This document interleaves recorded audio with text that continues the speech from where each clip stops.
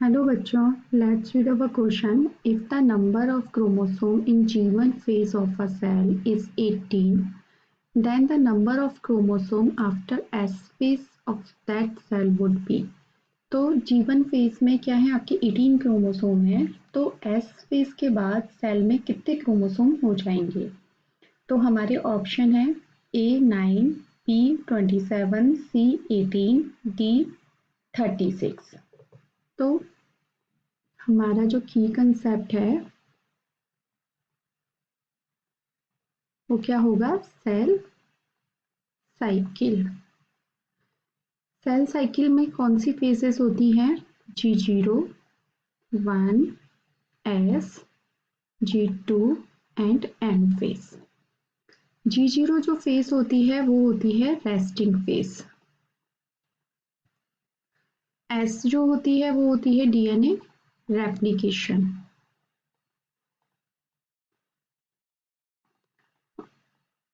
और M phase जो होती है वो होती है सेल डिवीजन की, या जिसको कि हम बोलते हैं माइटोटिक।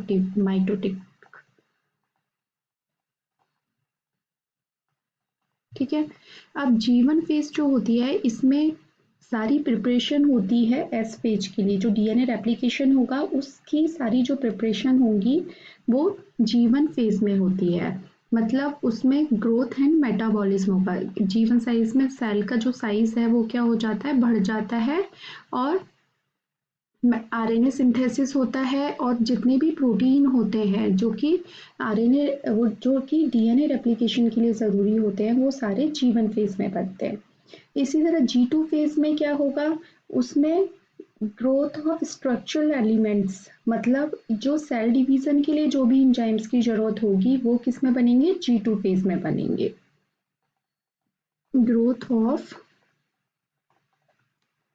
स्ट्रक्चरल, इसमें भी सेल का साइज G2 फेज में भी सेल का साइज बढ़ जाता है। Growth of structural elements.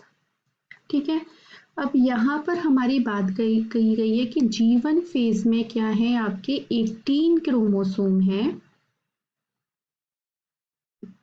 तो S फेज के बाद कितने हो जाएंगे? S फेज के बाद यहाँ कितने हो जाएंगे?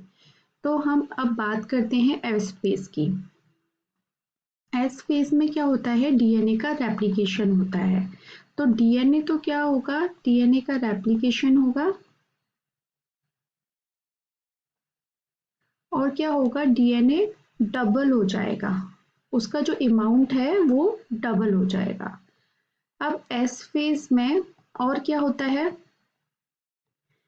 इसमें क्रोमोसोम भी रेप्लिकेट करते हैं और क्या बना लेंगे? सिस्टर आइडेंटिकल सिस्टर क्रोमेटिड बना लेते हैं। क्रोमोसोम रेप्लिकेट और क्या बना लेंगे? 2 आइडेंटिकल सिस्टर क्रोमेटिड। ठीक है। लेकिन एक खास बात क्या होती है कि ये जो आइडेंटिकल सिस्टर क्रोमेटिड होते हैं वो किससे अटैच रहते हैं? काइनेटोकोर से अटैच रहते हैं, इसलिए दोनों अलग अलग नहीं हो पाते हैं। Remain attached eight there kinetochore. ठीक है। मतलब काइनेटोकोर से ही अटैच रहेंगे, अलग अलग नहीं जा पाते हैं। दिस मीन्स रेप्लिकेशन हुआ लेकिन वो अटैच रह गए, तो उनका क्या नंबर नहीं बढ़ेगा। No increase in number of chromosome. ठीक है। तो क्रोमोसोम का नंबर नहीं बढ़ रहा, डीएनए डबल हो रहा है लेकिन क्रोमोसोम का नंबर सेम रहेगा। तो अब हम अपने क्वेश्चन पे आते हैं। क्वेश्चन में बोल रहा है वो G1 फेज में आपके पास कितने हैं 18 क्रोमोसोम है और S फेज के बाद वो सेल में कितने हो जाएंगे। तो S फेज के बाद भी वो हमने बोला नंबर इंक्रीज नहीं होता है, तो वो 16 क्रोमोसोम ही रहेंगे।